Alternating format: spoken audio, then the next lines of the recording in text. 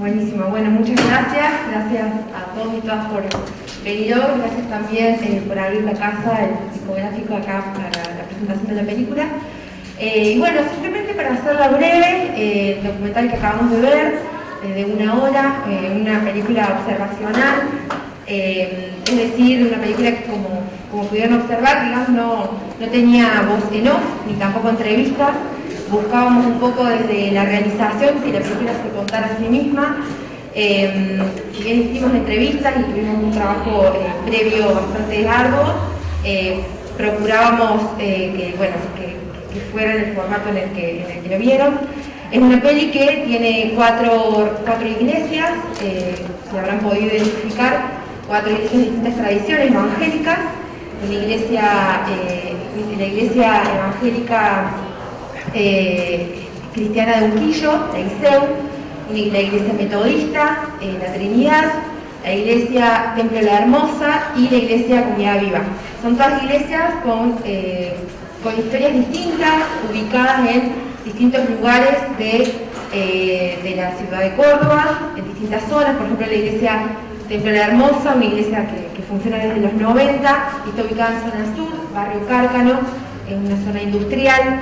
Después la iglesia metodista, una iglesia que está desde los años 60 más o menos, ubicada en zona norte, con una población de adultos mayores.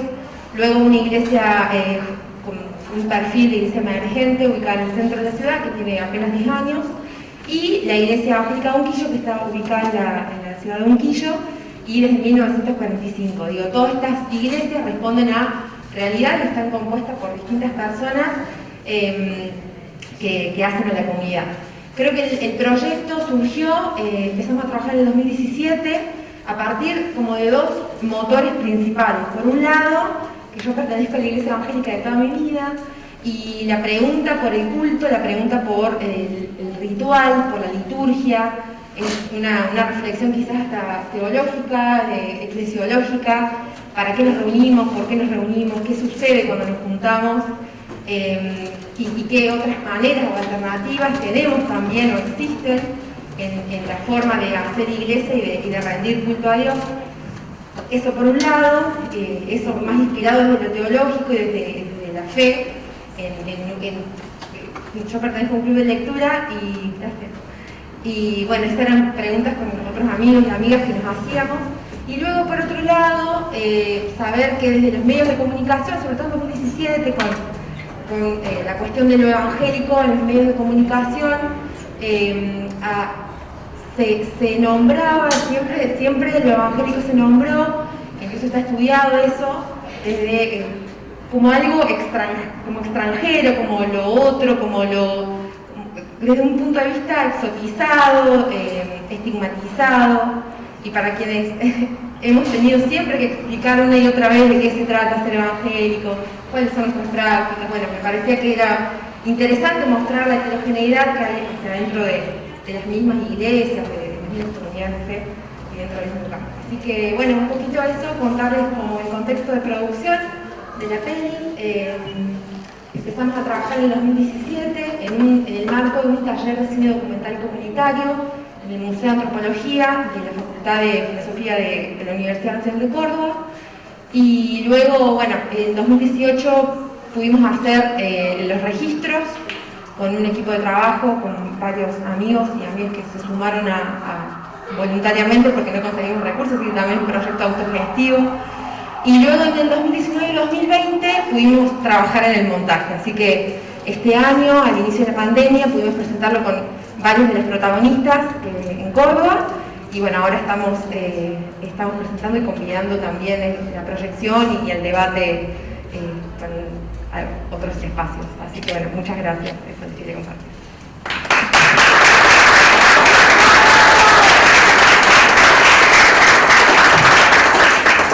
Bueno, Pablo, queremos, antes que nada, bienvenido también, y bueno, que nos comentes, estamos en un momento particular, ¿no? Donde hay una especie de debate en torno a las iglesias evangélicas, a través de una serie muy reconocida, que sabemos que es una ficción, pero es como que más allá de eso me parece lo que se rescata es el debate que se generó, ¿no? Y vemos este documental donde justamente lo que explicaba Almendra, que tiene la intención de romper con ciertos prejuicios. ¿Crees que existe actualmente ese prejuicio sobre la iglesia evangélica todavía? Sí, claro que existe. Yo no sé, ¿puedo hablar sin barbijo? Sí. ¿Sí? Esta es la primera vez que hablo así en la año y algo. Qué emoción. Antes que nada, yo quería agradecerle a Almendra la invitación. Desde hace mucho tiempo que intercambiábamos información y la posibilidad de hacer cosas juntos por Facebook. Y yo le agradezco porque aparte, digamos, yo admiro el trabajo de ella, entonces que me haya invitado. Gracias. Y también a Guillermo, que estuvo en la organización de esto y que, nada, me da un lugar que no sé si merezco porque quiero hacer otro agradecimiento, que acá está un señor que se llama Hilario Guinarzic y que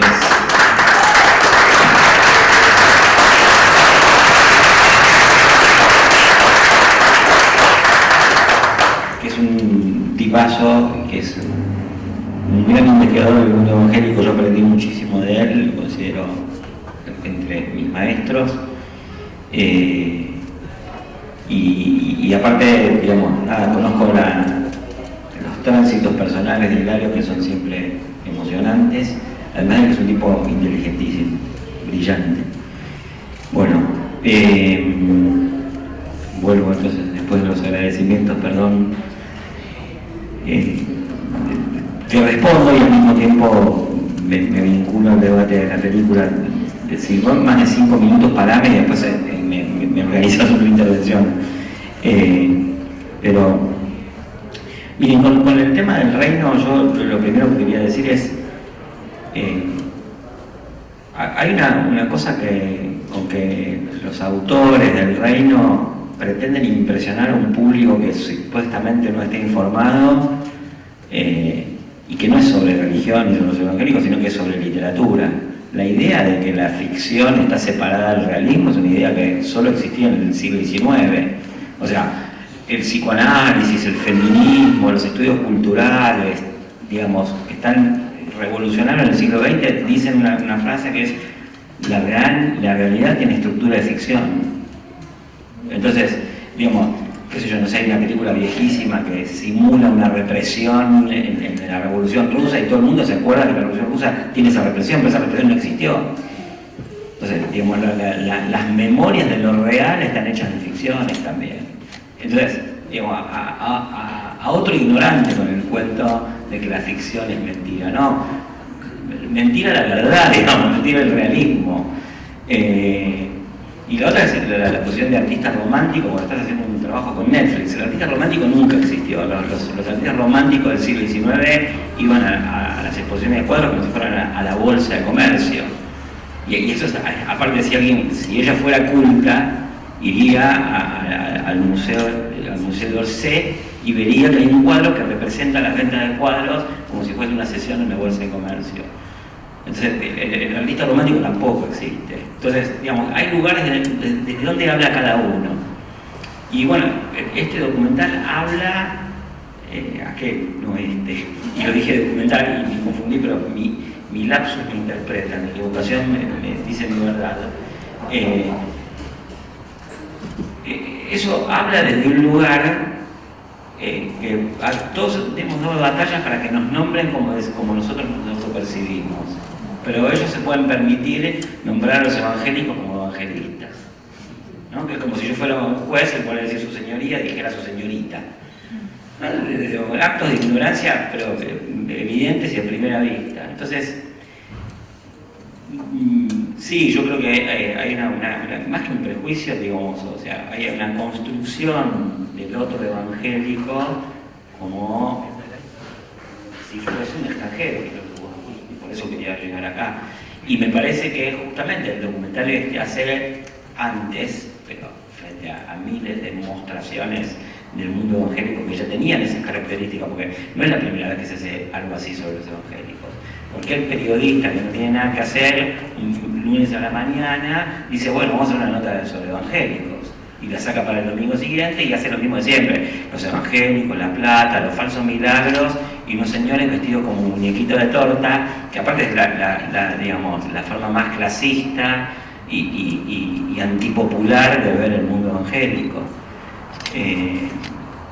Aclaro que yo me considero comunista, ¿no? Entonces a mí las cosas clasistas me molestan muchísimo. Y en cambio el documental hace una cosa que yo hubiera querido hacer, nunca lo pude hacer, por otro lado, y ya pasamos a lo tuyo, que importa, hace lo que los antropólogos llamamos antropología nativa, ¿no? Hay un antropólogo muy importante que se llamaba Clifford Geertz, que decía, bueno, durante 150 años los antropólogos anglosajones escribimos sobre Singapur, Tailandia, Argentina, Yugoslavia, el Mediterráneo, la Italia incivilizada, los pueblitos de España. Bueno, ya 150 años de inocencia literaria, hablando de la otra, son suficientes, ¿no? Y a ver cómo se narran nosotros a sí mismos, ¿no? Porque si vamos a ser tan anticoloniales y tan críticos de la colonialidad, dejemos que los otros se cuenten a sí mismos. Bueno, el trabajo de ella es un trabajo de descolonializar mentes, incluso para los propios evangélicos. Yo no sé quiénes acá son creyentes, quiénes no lo son, pero digamos, es un trabajo importantísimo, es una toma de la palabra frente a un discurso que nos coloniza, ¿no? En ese sentido yo le otorgo el valor de la antropología nativa. Yo sé que Almendra conoce el mundo evangélico y eso se nota, digamos, el documental no es una colección de imágenes casuales, ¿no?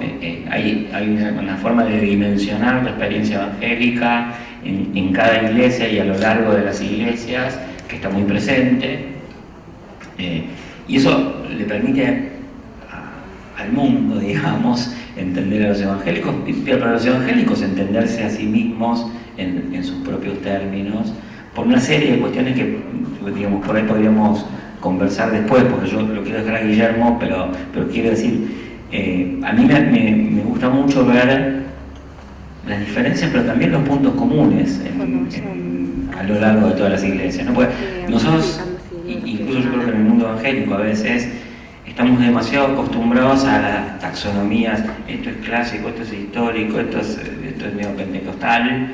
Y yo me acuerdo mucho de un amigo brasileño que es bautista y que está en la comunidad Kairos y que es sociólogo y que es antropólogo, que se llama Paul Freston, y que fue el primero que le dijo al PT, loco, paren de joderlos a los evangélicos, ¿no? Paren de estigmatizarlos, de extranjerizarlos. Y él decía, bueno, yo encuentro al Espíritu Santo en lugares donde ustedes ni se imaginarían que yo lo encuentro. Y él estaba en Kairos, que es como, no sé, hasta cierto punto, digamos, mirado desde afuera, es como una aristocracia del espíritu, ¿no?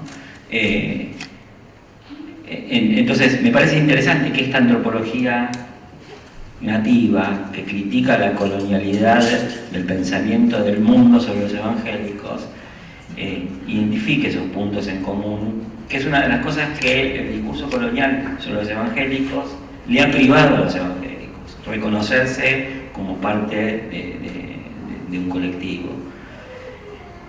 Y una cosita más a propósito de esto, y me callo. Yo creo que hay una pregunta que hacerse a propósito de estas dos cuestiones, de lo que trajo el documental de Almendra y de lo que surge con el debate del reino, que es que los no evangélicos de la Argentina, que hay una especie de santa alianza entre ateos y católicos en ese punto, deberían empezar a preguntarse algo que es, ¿qué quieren hacer con los evangélicos? Porque, digamos, que es una pregunta que a mí no se me ocurrió en 30 años de investigación y me doy cuenta que es importante, que es, ¿qué piensan? ¿Que van a desaparecer los evangélicos? ¿Que van a cerrar las iglesias? ¿Qué van a hacer con su...? Y yo sé que esto es complicado, pero lo defiendo. ¿Qué van a hacer con su evangelicofobia los evangelicofóbicos? ¿Los van a tirar al mar? ¿Van a cerrar las iglesias? ¿Van a poner presos a los pastores? ¿Qué se les ocurre que va a pasar? Yo creo que ninguna de esas cosas se le va a ocurrir a nadie, porque aparte, digamos, nadie en su sano juicio, o incluso en su más loco juicio, lo haría. Entonces, ¿qué van a hacer? Y tu documental trae esa presencia, incluso para romper, habría que hacerlo circular más, hay que hacer más debate, yo me ofrezco, pero digamos, para romper con esa inercia de una mirada de una santa alianza católico-atea que cree que tiene el monopolio del sentido del mundo, cuando en realidad, bueno, si somos todos pluralistas, aceptemos que hay otras fuentes, otras maneras, otras intervenciones para producir sentido sobre el mundo. Interesante lo que se está planteando y Guillermo, un poco traerte todo esto que venimos hablando hasta acá, ¿no? ¿Cómo se vive todo esto como pastor? Nosotros somos los cobayos. A nosotros nos están estudiando. Pero en primer lugar, agradecerle a Almendra por lo que hizo, primero porque es una obra de arte, es un documental que está pensado y tiene todo un guión muy claro, sin tener que decir una sola palabra.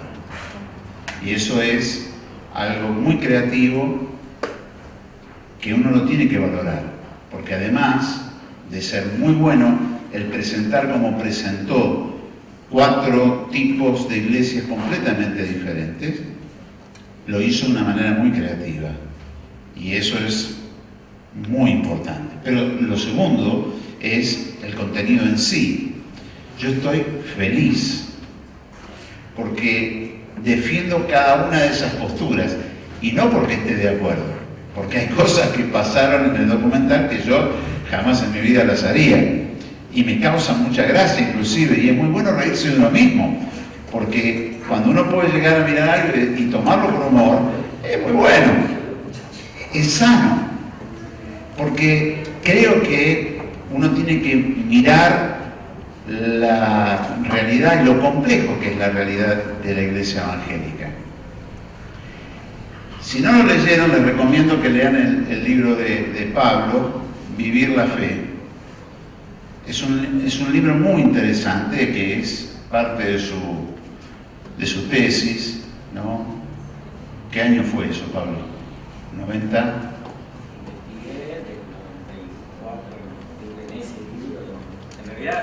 Ese libro va como del 89 pero del 89 a 2000, una década, ¿no? Es decir, es toda una investigación que muestra la realidad de la espiritualidad en un barrio específico, pero que es muy demostrativo.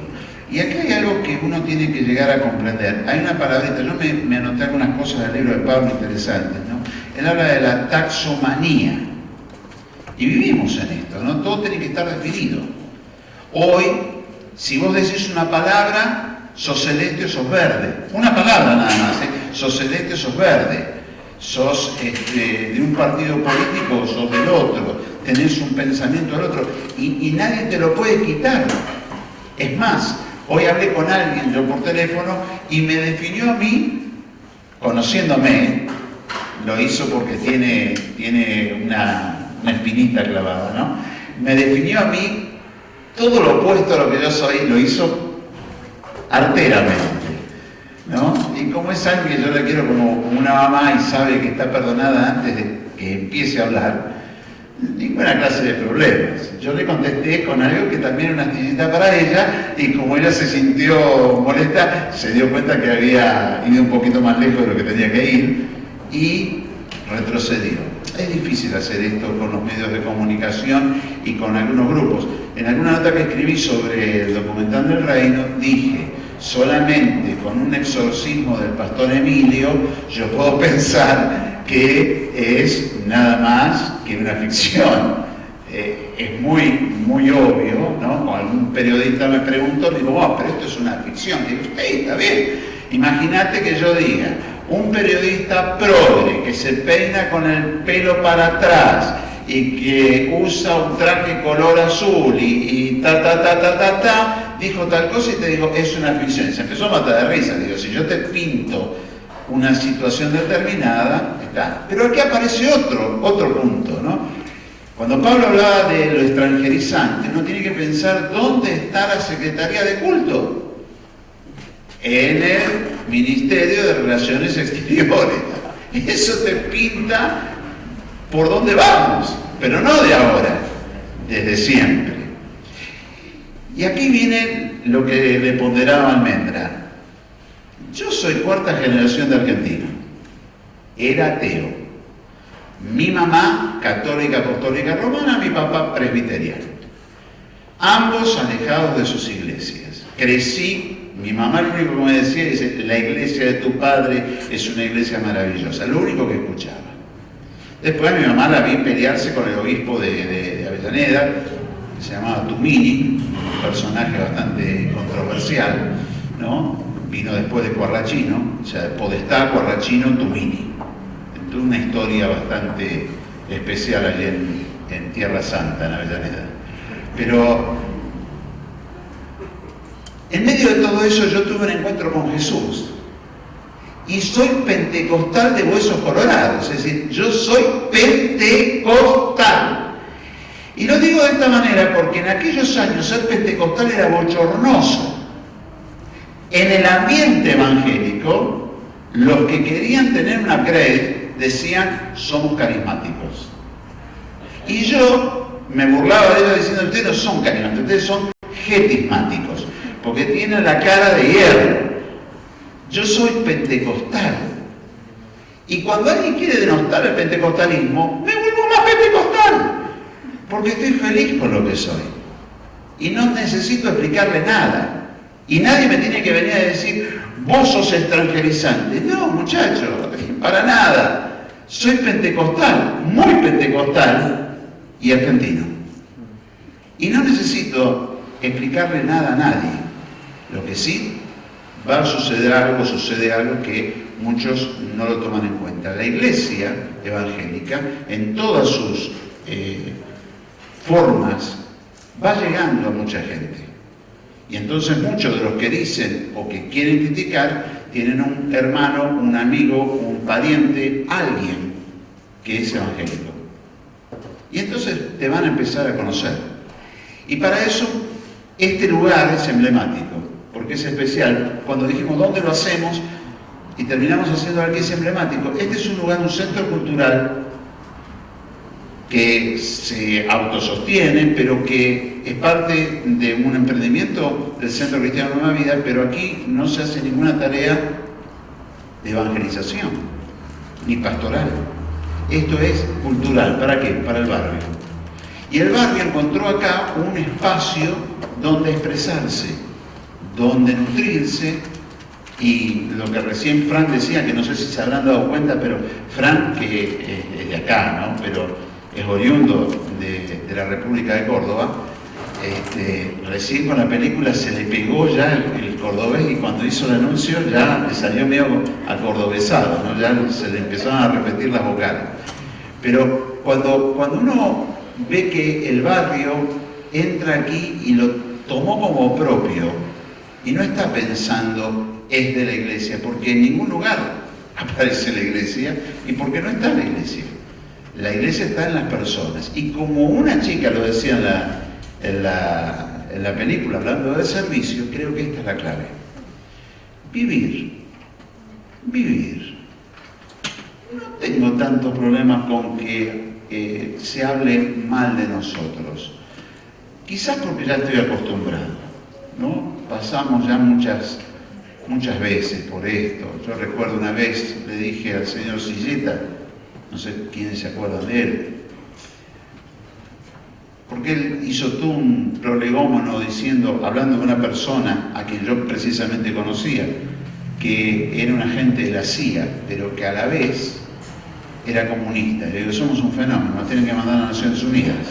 Si nosotros logramos unir semejantes puntas, somos Maradona y Messi juntos, somos lo mejor. Entonces, creo que yo no estoy tan enojado con cierto tipo de actitudes, son esperables. creo que lo valorado es lo que muestra Almendra, la diversidad. No tener unicidad, tener unidad. Hay un concepto que es el concepto de la isla, ¿no? Tener claro ese concepto que para mí es clave, ¿no? Pensar a la vida como la insularidad, ¿no? Tener esto de que somos parte del planeta, pero que a la vez tenemos nuestra insularidad. Los países que son insulares no tienen problema de frontera, a menos que alguien lo quiera invadir, pero si no, no tienen problema de frontera. Y nosotros tenemos eso de ser insulares, y en la Iglesia Evangélica pasa. Una vez dos políticos de dos partidos completamente opuestos me dijeron: yo tengo un problema con ustedes, no sé con quién hablar. Le digo, tu problema es mi alegría, porque tenés que hablar con todos, porque nosotros no tenemos nadie que nos represente. Nosotros hablamos por nosotros mismos, pero si querés saber qué opina el otro, tenés que ir a hablar al otro. Y esto es muy bueno porque nos respetamos. Ha habido muchos intentos para tratar de hacer una unicidad, no una unión. Y cuando uno empieza a respetar esas distancias es maravilloso. Entonces, 4 iglesias cordobesas, 4 culturas completamente diferentes, 4 verdades maravillosas, y todos son evangélicos. Y eso es maravilloso. Bien. Bueno, ahora sí, abrimos a las preguntas, dudas, comentarios, lo que quieran hacer. Levantan la mano de a poquito, no sé cómo hacemos con el micrófono. O bueno, la dicen y yo la repito, obviamente. Así que... No podemos compartir. No se puede. Estamos en pandemia. Sin micrófono. Sí, sin micrófono. Sí. Sin micrófono. Caro, alejate. En voz alta, Caro. Se escucha. Bueno, buenas noches, profesor Alberto. Primero, la película es muy buena. Lo que me pareció brillante es que mostraste 4 iglesias, como dice nuestro pastor, de alguna manera distinta, pero fuiste compaginando la palabra una con otra cosa. O sea, hablamos todos prácticamente el mismo idioma. Eso un poquito lo que decíamos. Y la pregunta era para Pablo, para nuestro pastor. Si no creen que esto de la ficción que vivimos en la televisión y alguna otro tipo de propaganda mala propaganda que están pasando los medios, ¿no sería algo ya orquestado con las iglesias cristianas? Yo no creo que haya, no es que no crea que haya conspiración, a veces hay conspiraciones, no sé, el golpe de Estado en Chile fue una conspiración, como en Bolivia, ¿no? O sea, hay conspiraciones. Pero a mí me parece que esto funciona, es como, no sé, tirás una pelota de básquet y los tipos que juegan al básquet van y la agarran. Entonces, a mí no se me ocurrió de casualidad hacer una película sobre los evangélicos y la buscar a Netflix. Hubiera hecho otra cosa. Tengo los contactos para llegar a Netflix. Entonces, una clase social, judíos, progres, soy yo, de tercera generación de ateos, pero judíos, progres, que trabajan en cosas sociológicas, antropológicas y significativas, y no sé, tenía una novia que era amiga de uno de Netflix, y casi hicimos la película. La buscaba a ella para ver qué hacía. ¿No? Entonces, o sea, hay tanta hábito, tanta habituación a pensar así, que eso sale. Y hay una habitud de mirar mal a los evangélicos que yo creo que Guillermo dice bien, nosotros ya pasamos por esto, porque los evangélicos están acostumbrados. Y al revés diría, algo que no dije antes, lo quisiera agregar, que es en la reacción de una buena parte de la sociedad, la que ve Netflix, son 15 también, bueno, que sean tantos, ¿no? Es más, Netflix, yo no sé si alguno tiene Netflix, pero Netflix es una porquería y necesita sacar un hit por año para fidelizar a un montón de giles que pagan todo el año. Yo soy de esos giles, o sea, después de que veo la segunda serie por año, me voy de Netflix. Y Netflix me llama con una nueva cosa y yo renuevo mi abono un gil de goma, ¿no? Y digamos, funciona en ese circuito. Pero también una reacción de la sociedad, del público de Netflix, colegas, antropólogas, antropólogos, antropólogues, feministas, transfeministas, y que vieron ahí un proceso de estereotipación, porque ellos nos han sufrido, ¿no? Y entonces, digamos, y por eso hubo tanta reacción de los autores de eso, porque creían que tenían un público homogéneamente cautivo y no lo tuvieron. No fue una conspiración de 3 antropólogos para responderles, sino que hay una sensibilidad pluralista en la sociedad argentina que es nueva y que difiere con esa sensibilidad fundante, que es cierto y todavía existe y es un problema, que es la que pone a las religiones no católicas en el Ministerio de Relaciones Exteriores y Culto, como si las otras religiones que no son católicas fueran potencias extranjeras a punto de invadirnos a cañonazos, mientras en cualquier barrio nuevo que se funda en la República Argentina, el primer agente religioso que aparece es local y es evangélico. Entonces, nada, creo que es un funcionamiento más complejo. Sí, y yo creo que en parte de esa nota que escribí puse no somos perros, ¿no? Y esa fue una impresión porque el perro se arranca para afuera, quiere sacarse la pulga. Y nosotros tenemos que arrancarnos para adentro. Creo que hoy, además del crecimiento que ha tenido la Iglesia Evangélica, creo que hoy, y que dicho sea de paso, ese crecimiento es usado a nivel político de diferentes maneras, y puede haber, sin duda alguna, intromisiones de agencias de inteligencia que quieran utilizar a los diferentes grupos, no me cabe la menor duda, como lo existe también en la parte cultural, como lo existe también en la parte de la educación, como existe en todas partes. Es decir, esto es algo que sucede, no lo vamos a negar. Ahora, pensar que la Iglesia Evangélica es eso, es otra historia, ¿no? Es como decir, todas las universidades, como alguna vez Otaragano dijo, son agentes marxistas. Hay que caerle a las universidades y destruir las universidades. Esto ya ha pasado, ¿no? Tengo un gran amigo medio nuestro, el pastor Julio López. Él dice siempre que a nosotros nos falta historicidad. Y es verdad. Algunas veces cuando uno mira la historia ve que las mismas cosas. Hoy cuando a mí me hablan de las redes sociales y todo lo demás, le digo, muchachos, ustedes nunca investigaron lo que hizo Goebbels. Esto ya se hizo, pero los romanos hacían esto. Tenemos una historia muy rica y hay muchas cosas que ya sucedieron. Entonces cuando uno mira y dice, bueno, puede ser que estén haciendo esto, sí, pero también hay evangélicos que se quieren lanzar a la arena política y buscan la hegemonía del voto evangélico, y entonces dan pasto a que muchos miran y digan, esto está confabulado.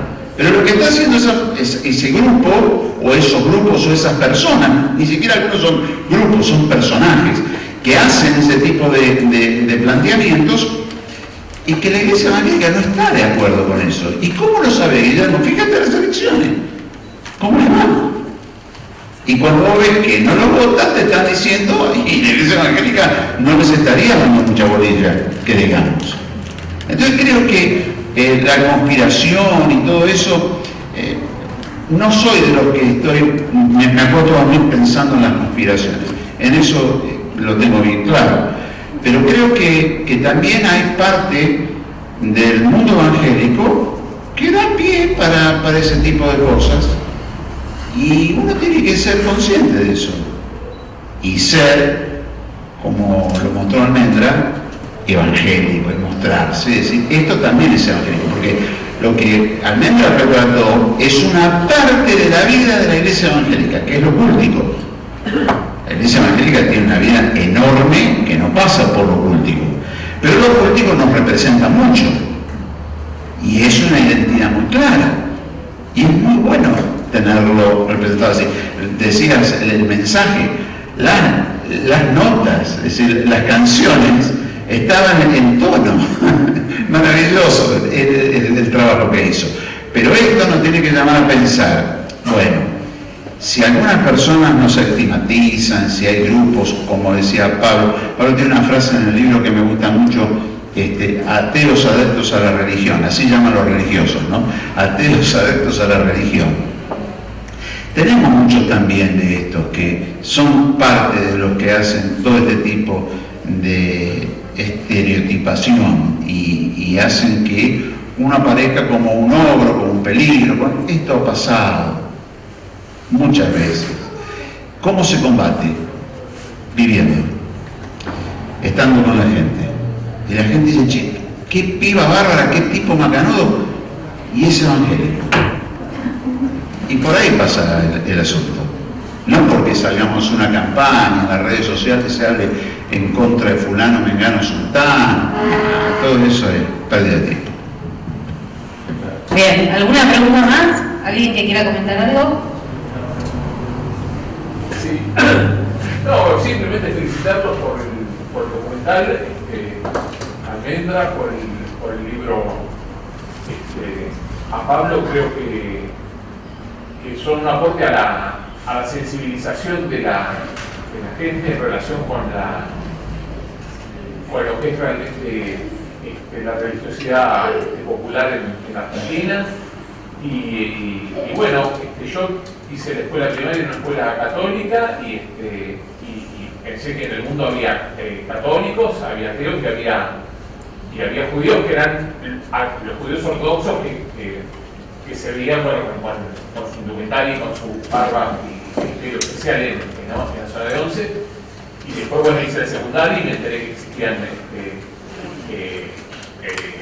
también los evangélicos y me hice amigo de un judío que en la primaria no había.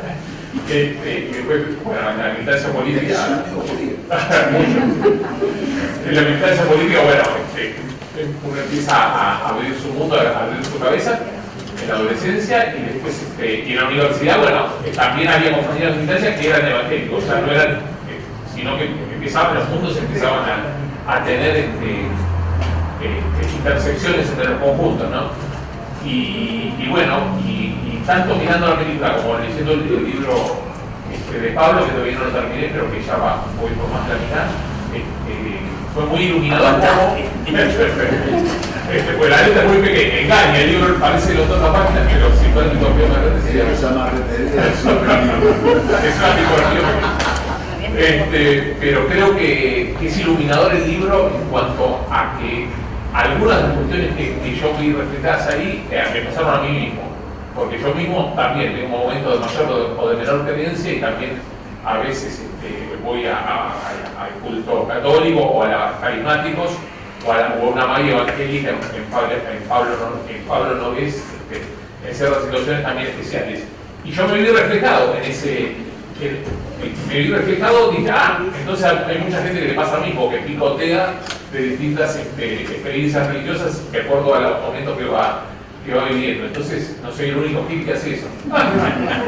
Así que, y viendo el documental, muy interesante como la diversidad dentro del mundo evangélico de los distintos cultos y cómo la gente va viviendo también su propia experiencia de religiosidad popular al paso, vamos a decir así.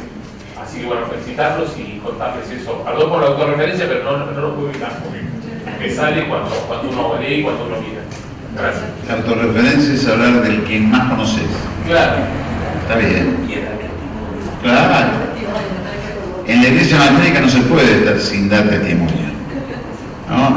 Cerré en los comentarios, pero Pablo dice en una parte del libro que los evangélicos siempre están en la espera de un milagro, o contando un milagro, o en la espera de uno, ¿no? Siempre está esa dinámica. Y creo que tiene que ser así, esa es la dinámica de la esperanza, dar testimonio y estar esperando siempre algo. Pero pensaba recién en lo que dijiste, una magia evangélica, en Pablo no ves. Y volviendo al libro de Pablo,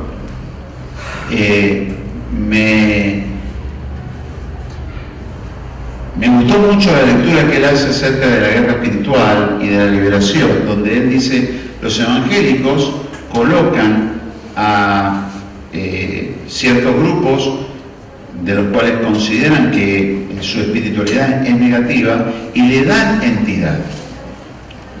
No los ponen a un costado, no los banalizan, no hacen nada en contra de ellos, sino que les dan entidad y dicen, existen, son reales. Hasta en eso me siento feliz de ser evangélico y de no negar inclusive ciertas espiritualidades con las cuales no estamos de acuerdo, pero que existen y que nosotros le damos entidad. Y eso es muy bueno, eso es muy bueno. Vuelvo al documental de Almendra y uno ve en el documental, por ejemplo, ¿no? Vi a alguien que le daba una fotografía, no sé qué era, no sé si había orado por un pariente, algo por el estilo. Sí, estaba orando porque tenía un problema con adicción al alcohol, entonces la pastora lo que le recomienda es, le tira alcohol, porque yo le pregunté también por qué ejerce ese rito, porque dice cuando Jesús sana al ciego, hace barro, como que hay algo que elabora, entonces ella hacía eso, digamos, y le manda a orar por esa persona, digamos, que tenía ese problema con el alcohol, digamos. Menos mal que no agarró la boda de Caná de Galilea. Sí. Pero, obviamente, a algunos de nosotros eso nos llama la atención, porque no es usual en la iglesia evangélica. Ahora, lo bueno es que nosotros podamos decir, está bien, ella considera que esa es su fe. Es decir, esto es un principio de Lutero, muchachos, es el sacerdocio universal de todos los creyentes. Yo no le puedo cercenar a ella que crea como quiere creer. Acá hay una cuestión donde todo tiene que pasar, como hablaba de la taxonomía, tiene que tener toda una forma muy definida. Y cuando aparece algo que no cuadra con todo, empezamos a tener problemas. Y entonces en un mundo que tiende a ir hacia la diversidad, encontramos que inclusive los que son diversos se ponen duros para mostrar que no existe la diversidad, o por lo menos ellos no la admiten, y no están de acuerdo. Y creo que nosotros tenemos que pasar ese escalón, y es muy bueno que la Iglesia Evangélica pueda mostrar algo que vivimos cada día, que es la diversidad. Quería agregar una cosita. Quería comentar un rasgo del documental que a mí me gustó mucho. Yo, por circunstancias de la vida, viví mucho tiempo en Córdoba y descubrí que viví en el mismo barrio que Lucas y Almendra. Y una de las pocas cosas que bien viví, que sé bailar en mi vida, es el cuarteto. Y es impresionante cómo la música entra en algunos de los cultos, y eso habla, y eso está muy bien retratado, pero es importante ponerlo en perspectiva. Yo me acuerdo que cuando yo empecé a estudiar sobre la iglesia evangélica, bailar en un culto, pero ni borracho, ni con el Espíritu Santo encima, bailando en un malambo en la cabeza, ¿no? O sea, los debates que había en el mundo evangélico, y no hace 200 años, en el 90, uno va a la prensa evangélica del diario El Puente, que en ese momento hacía un esfuerzo interdenominacional, y había una discusión donde todo el mundo decía que los instrumentos eléctricos eran satánicos. ¿Qué bailar ni bailar? No se podía tocar no se podía enchufar un instrumento.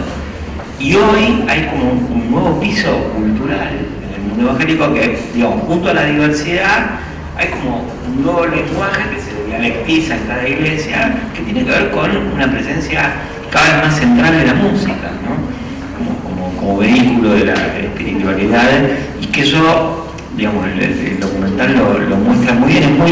Es muy sensible el documental, tanto para quien viene del mundo evangélico como para quien no es evangélico. Ese trabajo que hicieron ustedes de dimensionar, conceptualizar y después mostrar, ¿no? que es realmente genial. Y ahí está, por ejemplo, esa dimensión musical, donde realmente un poco coincidiendo con algo que decía Guillermo, probablemente al prejuicio lo que hay que hacer es confrontarlo, ¿no? con la mostración de lo que es, ¿no? y nunca cansarse de eso. Y en ese sentido el documental también tiene, yo creo que tiene una función, lo que digo en el buen sentido, aunque se van a sorprender de que yo use esta palabra, evangelística, ¿no? Digamos, es otra forma de dar la palabra y de tomar la palabra, que es importante que los evangélicos tomen la palabra para que sean narrados por sí mismos y no nos narren otros. En ese sentido, para ver lo anacrónico de algunas cosas, ¿en qué plaza no hay un aire libre? Los evangélicos toda la vida nos mostramos en la calle, y la calle es parte de la vida de los evangélicos.